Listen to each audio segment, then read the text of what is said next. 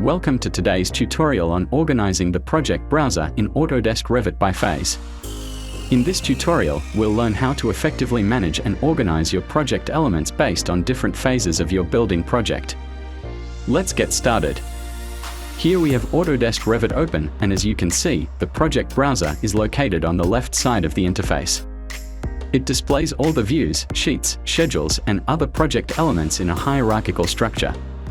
With the project browser organized by phase, you can now easily filter project elements to focus on specific construction stages.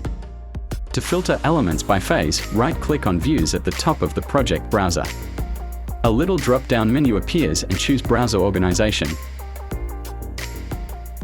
You see, you have a few options to choose from when organizing your project browser. You can select the specific view, sheet, or schedule you wish to focus on.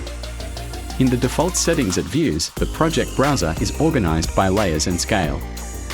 However, you also have the option to organize it by trades, names, phases, and more. Let's place the checkmark to phase and hit OK.